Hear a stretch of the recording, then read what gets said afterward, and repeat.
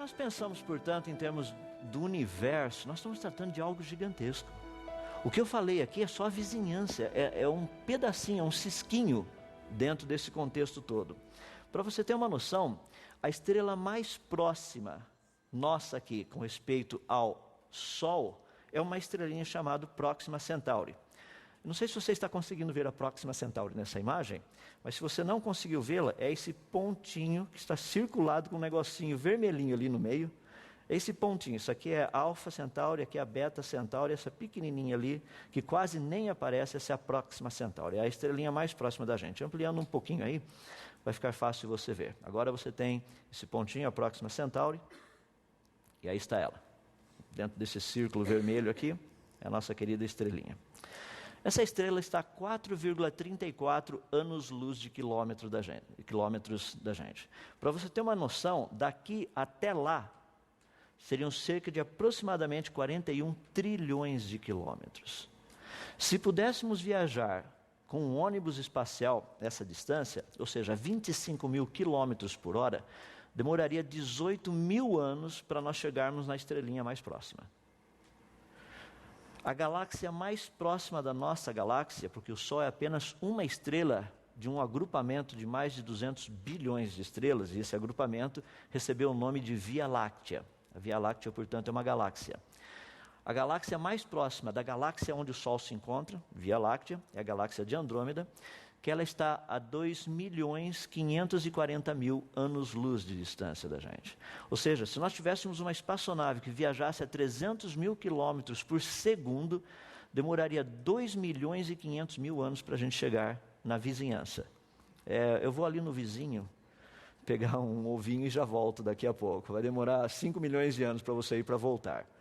Só para ter uma noção. Isso é um pouco do tamanho. Quando nós pensamos em termos do universo, daí é que a coisa fica interessante. Porque o universo visível, ele tem aproximadamente 30 bilhões de anos-luz de diâmetro. Só que esse é o universo visível, até onde os nossos telescópios chegaram. Pela informação que nós temos do universo, é possível fazer alguns cálculos para ter uma noção do seu tamanho. Pelo que tudo indica, o universo teria quase 100 bilhões de anos-luz de diâmetro. Os cálculos mostram mais ou menos 93 bilhões de anos-luz.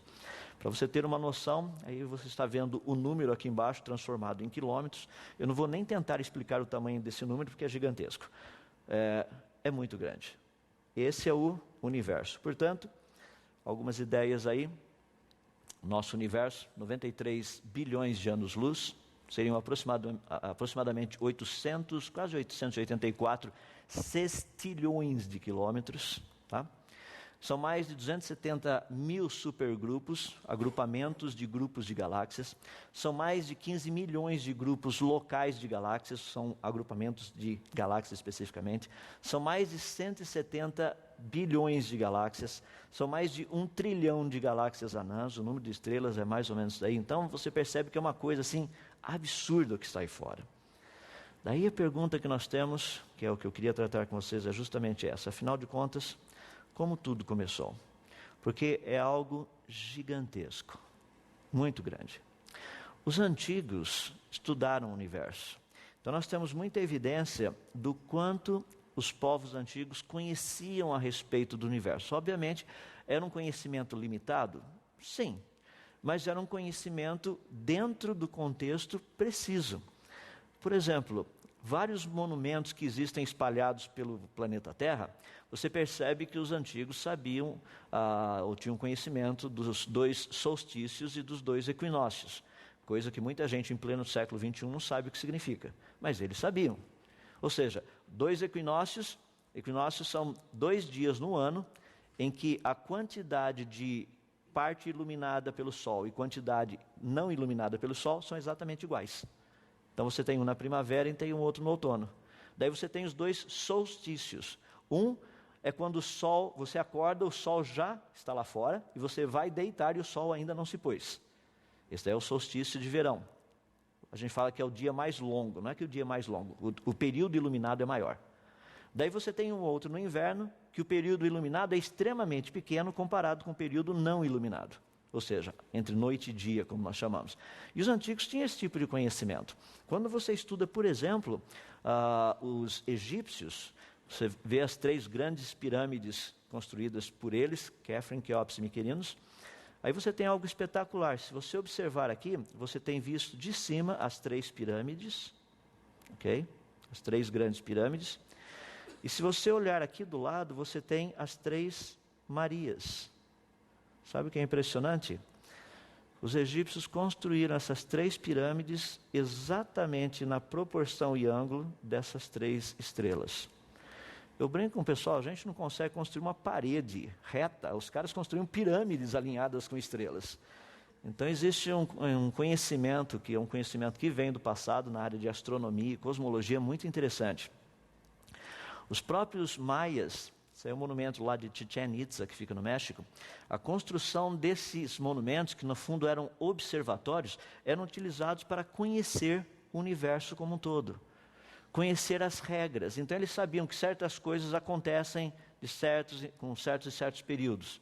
Tanto é que o mundo era para ter acabado o ano passado e não acabou. Quase acabou agora, dia 15 de fevereiro, mas essa foi outra história, depois nós vamos tratar disso no final da tarde. A ideia principal que nós temos, portanto, é que a humanidade já estudou muito isso. O problema era explicar como que esse negócio todo funciona. Então haviam algumas ideias, por exemplo, os gregos fizeram algumas propostas do movimento dos planetas, por que os planetas aparecem no céu certas épocas do ano, por que eles não aparecem. Mas de uma forma geral, o que as pessoas antigas, o que eles queriam com esse conhecimento do universo, nada mais é do que montar uma estrutura que lhes permitisse entender tempo, ou certas frequências que coisas acontecem.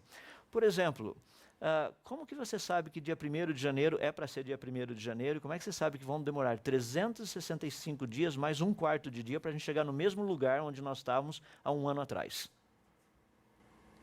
Por exemplo, quando você olha no espaço, não tem uma plaquinha pendurada lá dizendo, você começou aqui. Daí você dá uma volta e chega lá e fala, tá vendo, demorou um ano.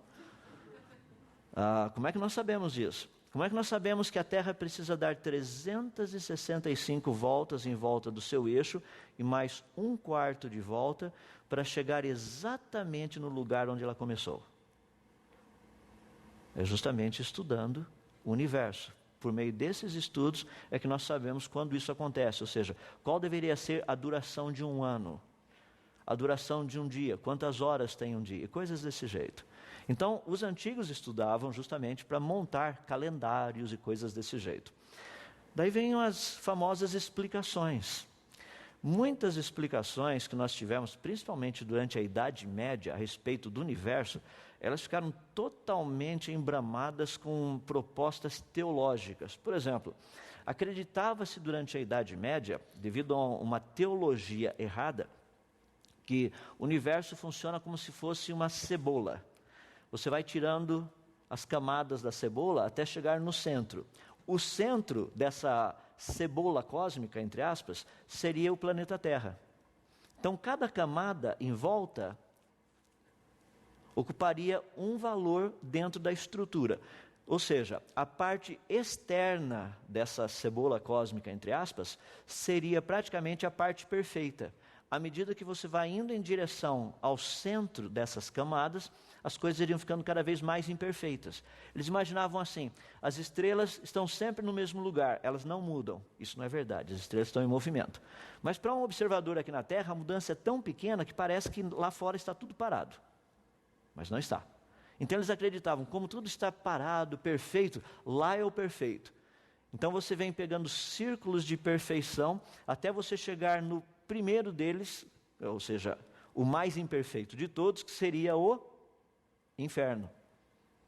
Então o inferno teria que ser no centro da Terra. Essa era a maneira que as pessoas pensavam. O perfeito é do lado de fora, o imperfeito está no centro. Pode perceber que essa ideia que o inferno fica no centro da Terra permeia até hoje. Vem lá da Idade Média. Outras ideias praticamente sugeririam que esses círculos eram regidos por anjos. Então, cada círculo de perfeição, um anjo toma conta dele, e o círculo mais imperfeito, você já sabe quem era o dono, o responsável por ele. Ou seja, daí surgiu essa ideia também que, literalmente, o diabo seria o dono do inferno, ele é o chefe, e coisas desse jeito.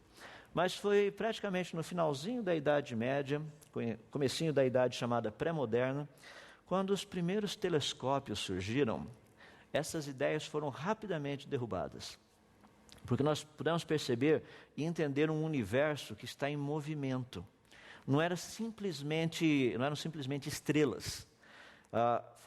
Foi possível desenvolver alguns equipamentos bem primitivos, comparados com o que nós temos hoje, para você até mesmo calcular certas questões. Por exemplo, quando você iria ver o planeta Júpiter, quando você iria encontrar o planeta Saturno, quando você poderia ver o planeta Marte.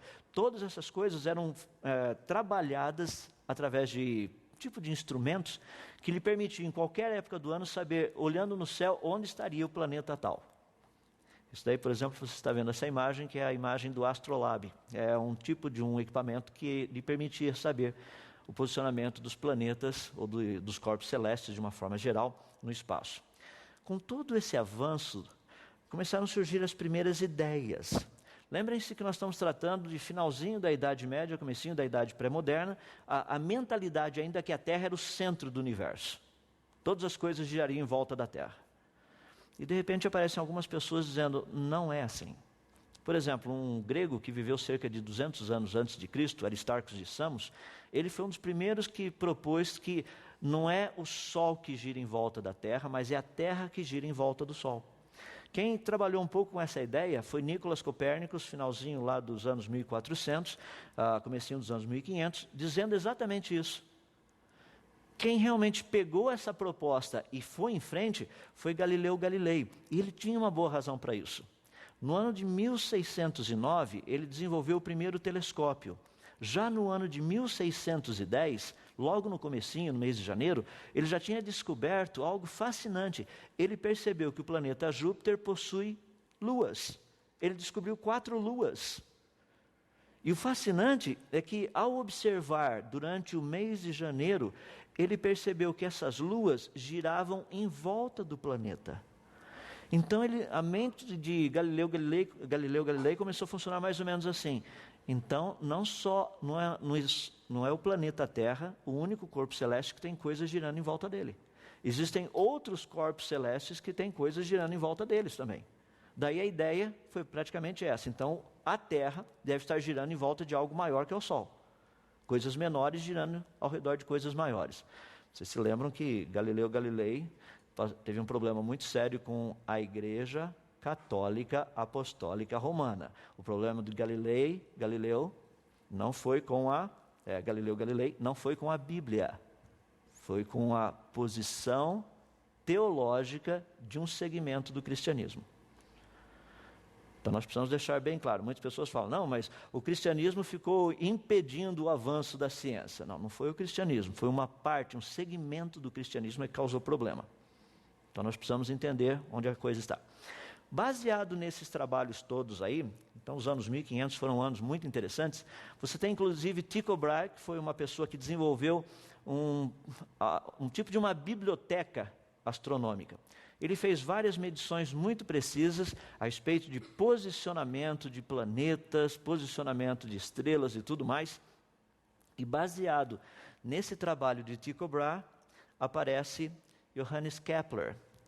Kepler, estudando essa informação, ele percebeu que existem leis que regem todas essas coisas. Agora sim, o formato ficou interessante. Antes, quando a Terra era o centro do universo e tudo girava em volta da Terra, não existiam leis que determinassem o movimento dos planetas. Era tudo meio estranho. Agora que o modelo está correto, as leis começam a surgir. Então Kepler apresenta suas 3 leis, Newton apresenta sua lei da gravidade, muitas coisas começam a mostrar que o universo ele é extremamente organizado, extremamente funcional. Aí começam a surgir as ideias do universo dinâmico. Ou seja, o universo não é estático, não está parado. Tem coisas acontecendo.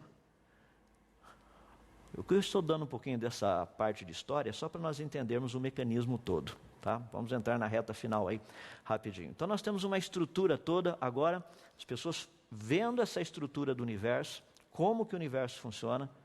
algumas ideias começaram a surgir. Thomas Wright dizendo que a Via Láctea seria um disco de estrelas, estava correto. Immanuel Kant dizendo que o universo teria surgido literalmente de uma nuvem de gases por atração gravitacional, ele estava errado. Ideias falando a respeito da morte do universo pelo calor, ou seja, a tendência do universo a atingir um equilíbrio de temperatura, daí todas as coisas iriam parar. E no finalzinho do século XIX, começo do século XX, algumas ideias a respeito de um suposto Big Bang. Ou seja, que o universo teria surgido de um grande Big Bang. Aí você tem algumas pessoas que trabalharam com essa ideia. Provavelmente é a teoria mais conhecida no presente momento. Eu queria só apenas dar a base dela. A teoria do Big Bang sugere algumas coisas muito interessantes. Sugere a ideia de que o universo está em expansão, sugere que essa explosão inicial teria produzido uma quantidade muito grande de matéria, e também sugere que deve ter sobrado um restinho dessa explosão inicial. Então, essas são as três áreas principais que o Big Bang trabalha.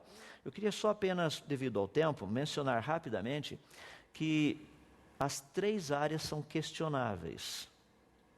Eu queria colocar de uma forma bem simples e bem reta e direta o problema principal que nós temos a respeito do Big Bang. Para que um Big Bang tivesse ocorrido, nós temos algo que é extremamente importante. Primeiro, imagina tudo que existe no universo teria vindo de um pequeno pontinho como esse que vocês estão vendo ali. Esse pontinho é muito pequenininho, é o tamanho de um próton. Eu vou deixar para vocês fazerem uma lição de casa para medir o tamanho de um próton.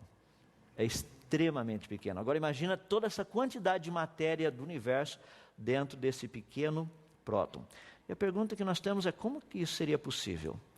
Eu fico assim impressionado porque quando você olha dentro da literatura, eu vou citar um deles, que é o Stephen Hawking, no seu livro Universo numa Casca de Nós. Ali você tem algo muito interessante, dizendo o seguinte, logo aqui nessa parte de baixo, ele fala, período das leis físicas estranhas e desconhecidas. Ou seja, o universo, no seu início, para que ele tivesse vindo à existência, teriam que haver leis físicas estranhas e desconhecidas. A pergunta é, o que significa isso? Talvez você já tenha assistido esse filme, é um filme bem antigo, praticamente todos os artistas já são falecidos, até as crianças que participaram do filme, só para ter uma noção. E ele relata a saída do povo de Israel do Egito. O nome do filme são os 10 Mandamentos. Então você tem esse povo saindo do Egito, e aí tem algo muito interessante que eu gostaria de usar para ilustrar essa ideia de leis físicas estranhas e desconhecidas. Moisés, ao tirar o povo do Egito, faz exatamente o que Deus lhe manda fazer, e uma delas foi justamente abrir o Mar Vermelho. E a pergunta científica que nós temos é, como o Mar Vermelho teria sido aberto? E a resposta nos é dada de uma forma precisa pelo Stephen Hawking no seu livro Universo numa Casca de Nós. Você fala, qual a resposta? Leis físicas estranhas e desconhecidas. Por quê? Pelas leis físicas conhecidas, o Mar Vermelho não teria se aberto. Teria que ser um milagre. Pelas leis físicas conhecidas, o universo também não teria vindo à existência por meio de um Big Bang. Teria que ter sido um milagre. Agora, a teoria científica não trabalha com milagres. Eu creio que todos vocês estão familiarizados com essa proposta. Então, se o Big Bang não é uma proposta real, ou seja, pelo menos científica, se bem que ela é muito discutida, no livro Como Tudo Começou, eu discuto muito bem essa questão do Big Bang. A pergunta é, então qual seria a origem do universo? Eu quero rapidamente dar algumas ideias para vocês. Primeiro, origem das galáxias. Quando nós tratamos com as galáxias, eu já mencionei que a quantidade delas é muito grande, o número delas é um número absurdo e elas estão totalmente agrupadas. O fato delas estarem agrupadas mostram que um Big Bang não teria tido condição de produzir estruturas desse jeito. Se o Big Bang tivesse ocorrido, a estrutura do universo seria outra, não a que nós temos. Um Big Bang não produz esse tipo de coisa. As pessoas chegam e falam assim, não, mas o que você quer dizer? O que eu quero dizer é que a estrutura mostra claramente que processos naturais não teriam produzido isso. Se processos naturais não teriam produzido a estrutura que nós vemos, é porque ele foi criado. Quando nós estudamos as estrelas, qual teria sido a origem das estrelas? Nós vimos a quantidade de estrelas que tem aí fora. Nós temos alguns estudos muito interessantes, por exemplo, uma das maiores estrelas conhecidas, essa R136A1, olha o tamanho da estrela, essa aqui é o nosso Sol. Isso aqui é uma chamada gigante azul. Se essa é a gigante azul, imagina a que está atrás. Tá? Só para você ter uma noção, essa estrela, a luminosidade dela é de, essa R136A1, a luminosidade dela é de 8.700.000 vezes a do Sol. Quando nós estudamos, portanto, esses corpos celestes, tem algumas coisas espetaculares. Isso aqui é chamado de objeto de Sakurai. Ele foi descoberto em 1994, tinha um diâmetro de aproximadamente 15 mil quilômetros. Ele cresceu até um quilômetro de 210 milhões de quilômetros em aproximadamente 4 anos, e 4 anos depois ele desapareceu. Afinal de contas, o que aconteceu? Quando nós pegamos objetos igual esse daqui, a FG Sagittae, que é uma estrela muito interessante, ela foi estudada em 1955, a luz que ela estava emitindo era azul. Em 1991, a luz emitida era amarela. Em 2010, a luz era laranja. Mas para ir do amarelo para o laranja, segundo o modelo convencional, teria que ter demorado bilhões de anos. Não apenas cerca de 20 anos. Quando nós falamos do sistema solar, ao estudarmos a estrutura do sistema solar, o próprio Sol, o Sol, segundo a teoria vigente, os planetas teriam sido arrancados do Sol, ou seja, quando o Sol estava formando, dessa nuvem que estava dando origem ao Sol, e os planetas teriam se formado praticamente como se fosse um processo assim, digamos, de um congelamento, entre aspas, dessa nuvem de gases na região onde o Sol estava se formando. Portanto, se essa nuvem está girando, o Sol iria se formar e os planetas iriam girar em volta, todos eles no mesmo plano. O caso é que o Sol, por exemplo, ele está ligeiramente inclinado com o plano que os planetas giram em volta dele. O Sol tem uma massa muito grande, mas o momento angular dele é pequeno.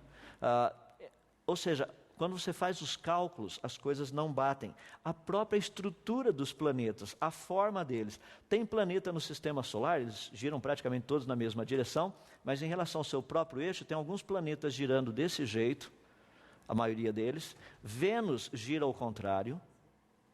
E se você pegar Urano, Urano gira desse jeito em volta do Sol.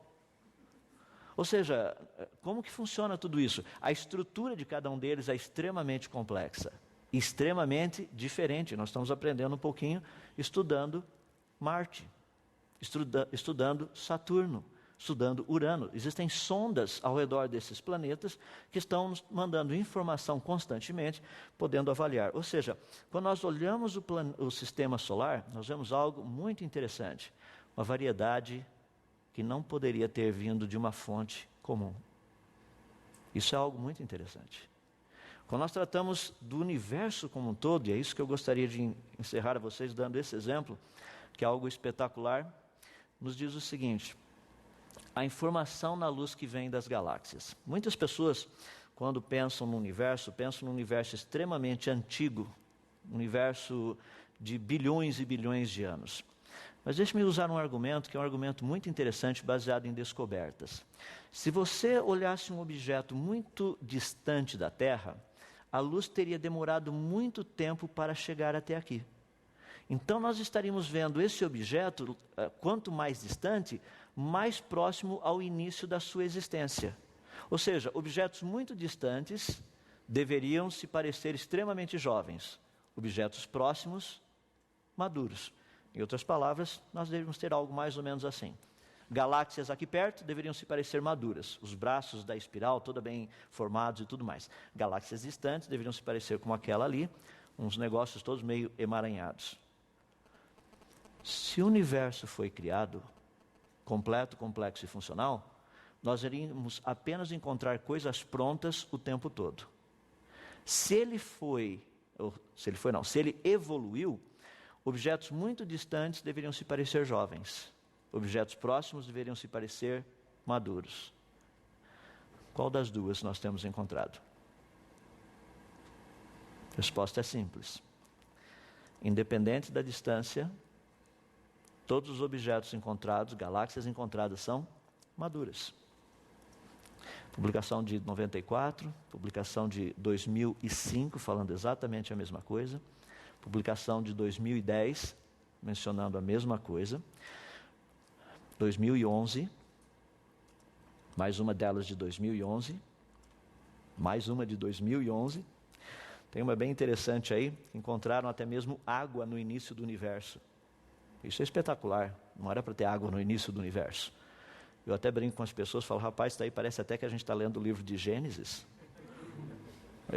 que diz que no princípio, logo no início, o Espírito de Deus pairava por sobre as águas. Só que foi uma surpresa os cientistas terem descoberto água no início do universo. Fazendo um resumo, portanto, e encerrando. Qual poderia ter sido a origem do universo? Essa é uma pergunta extremamente importante. Por quê? Nós sabemos como o universo funciona. Ele é regido por leis, já mencionei para vocês. Nós temos a primeira lei da termodinâmica, que diz que a energia total do universo ela é constante, ou seja, a energia que existe no universo, a quantidade de energia vai ser sempre a mesma. O universo transforma um tipo de energia em outro. O universo não cria energia do nada. Isso significa que energia tem que ter sido criado no início. Segundo a lei da termodinâmica, que é algo muito interessante, diz que, sendo que a energia do universo é constante, a sua entropia sempre tende para o máximo. Ou seja, a sua tendência de auto-desorganizar-se, não de auto-organizar-se. Portanto, o universo tem que ter sido mais organizado no passado do que ele é hoje. Eu fico assim impressionado porque os cientistas sabem disso. Alguns exemplos, Rudolf Clausius disse que a quantidade, ou seja, a energia do universo, a energia total do universo, ela é constante. Portanto, o universo sempre, a sua entropia sempre irá tender para o máximo. Helmholtz diz que, sendo que o universo caminha continuamente para um estado de desorganização, ele deve ter sido energizado num passado finito por meio de um processo que violou a segunda lei da termodinâmica. Vamos traduzir isso no português do dia a dia. O universo foi criado. Arthur Eddington disse o seguinte: não existe esperança por uma teoria se ela for contra a segunda lei da termodinâmica. Nada mais lhe resta do que o seu colapso em profunda humilhação. E aí vai o finalzinho.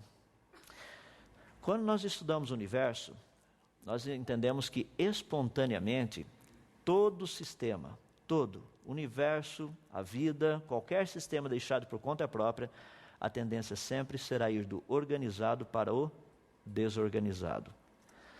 É interessante que a teoria do Big Bang diz que ele veio do desorganizado para o organizado. Isso é contra as leis científicas que nós conhecemos. Por isso que nós encontramos em literatura, como a citada do Stephen Hawking, dizendo que houve um período logo no início, que é o período das leis físicas estranhas e desconhecidas.